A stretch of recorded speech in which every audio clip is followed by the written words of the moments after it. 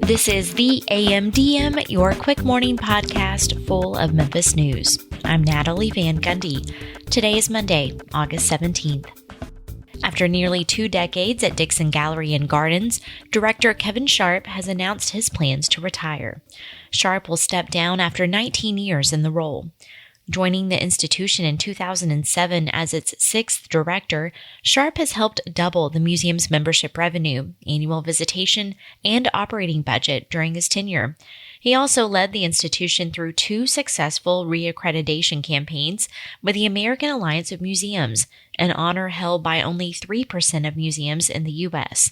Under his leadership, the Dixon acquired more than 600 works of fine and decorative art. To ensure a seamless transition for the museum and its 17-acre garden, Sharp will remain in the position through summer 2027, or until a successor is named. In the last week of early voting ahead of the August 6th election day, Marsha Blackburn opened another front in a culture war campaign for her larger Tennessee gubernatorial bid, posting on X, "Close Tennessee's primaries." The post referred to the state's open primary status, which Blackburn, the Republican nominee for governor, wants to change. Under current state law, Tennesseans do not declare their party allegiance when they register to vote. They declare their party allegiance if and when they decide to vote in a primary, and they do it each and every time they cast a primary ballot. Memphis City Council member and Democratic nominee for governor Jerry Green posted a video on social media a few days before Blackburn's post on the matter. Green told disaffected Republicans they could vote for her in the primary simply by asking for a Democratic ballot at the polls. The state legislature has repeatedly defeated or otherwise turned back Republican proposals to require Tennessee voters to declare party affiliation when they register to vote, even with Republican supermajorities in both chambers. And now it's time for a look at This Week in Memphis with Mary Casciola. Stay with us after that for more of the day's news. Good morning. I'm Mary Casciola. It's Monday, August 17th. Regular Monday morning guest, Bianca Phillips, is off today, so I am joined by the iconic and beloved Bill Dries to talk about what's going on this week. But first things first. We are on video now, so if you want to watch us on YouTube, you can do that. Or if you just want to keep listening, you can listen to us wherever you get your podcast.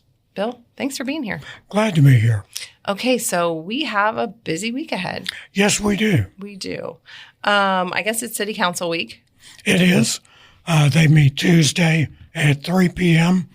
Downstairs in the lobby. The committees earlier in the day. Not too much on their agenda these days.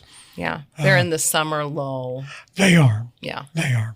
They've got the budget done, so now they coast for a little while. Okay. Well, let me ask you about what's happening on Wednesday, because 2 outgoing Shelby County commissioners, Brandon Morrison and Mick Wright, are going to do some sort of forum.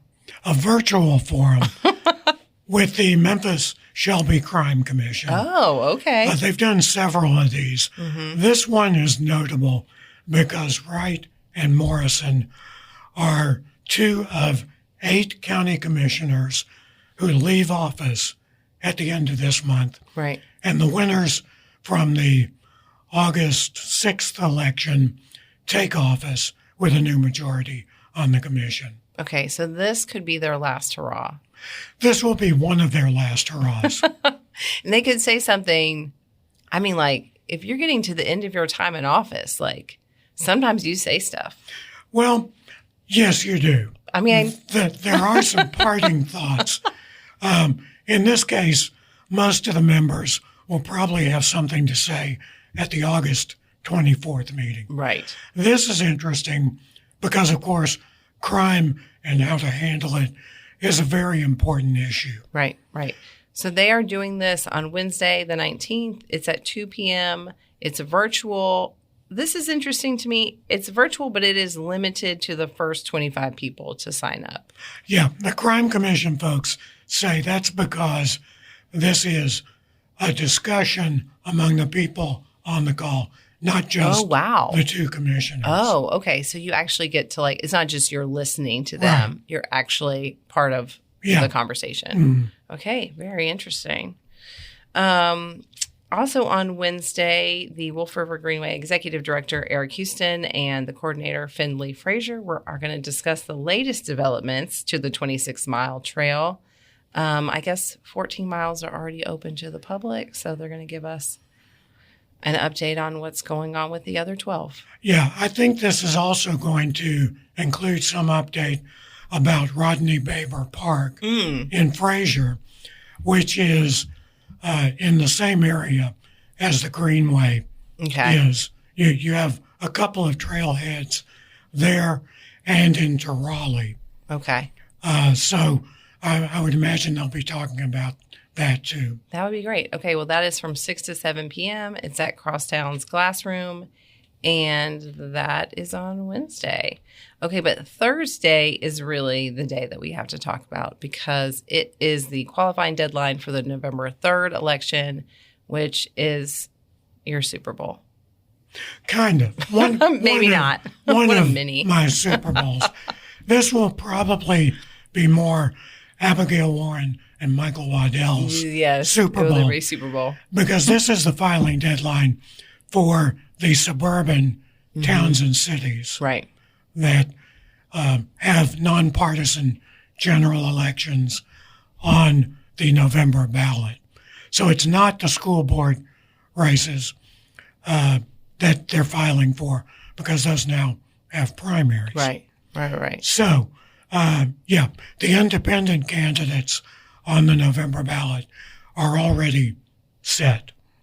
Okay. So we're just looking at the little extra people maybe. But it is a wide, like when I was looking at the number of candidates and the number of races that are going to be on that November 3rd election, there's quite a few of them. It's a substantial number. Yes. It's not the biggest ballot of our election I feel like cycles, we just had that.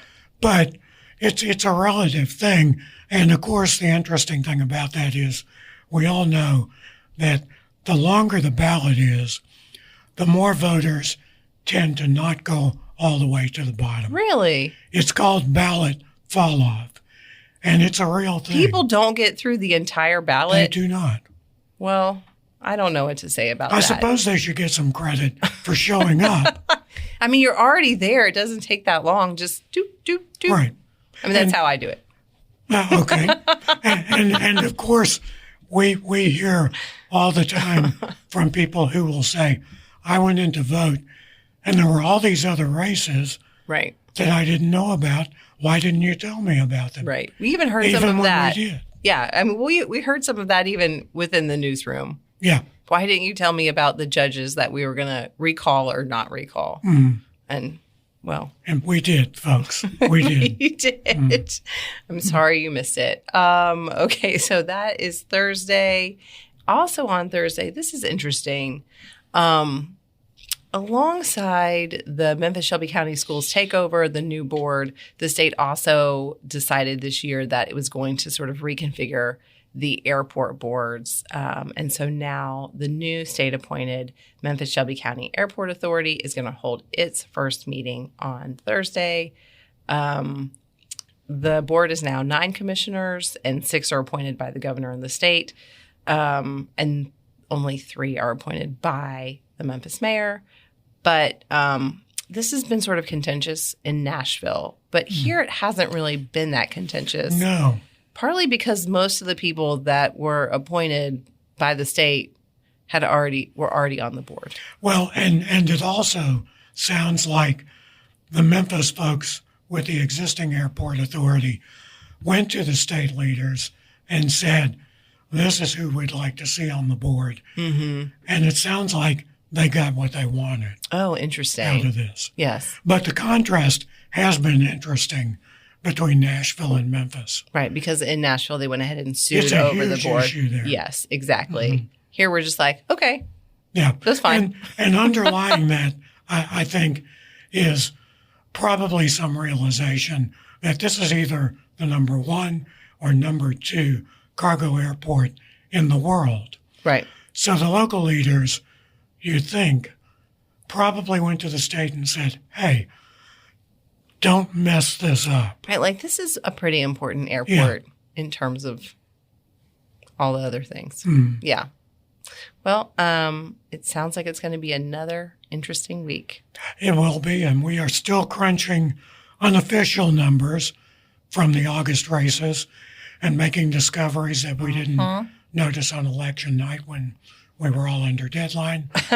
It is hard when you just got to get those stories out the door. Yeah. To notice all the little intricacies. It is. Wonderful. It is. Bill, thanks for being here. Thank you, and I'm glad to be on camera for this. It's very exciting. If you're listening to this podcast, you'll have more news next. And if you are watching it on YouTube, we will see you later on this week. A federal judge has denied an attempt by DeSoto County Supervisor Robert Foster to prevent a small section of voters from electing 2 new county judgeships just weeks before the election begins, at least for now. Aaron Fleming says Judge Sherian Aycock said in her ruling Thursday the merits of the case weren't entirely clear-cut in favor of Foster and others who sued the state with him last month. But she didn't rule out a potential ruling in their favor in the future.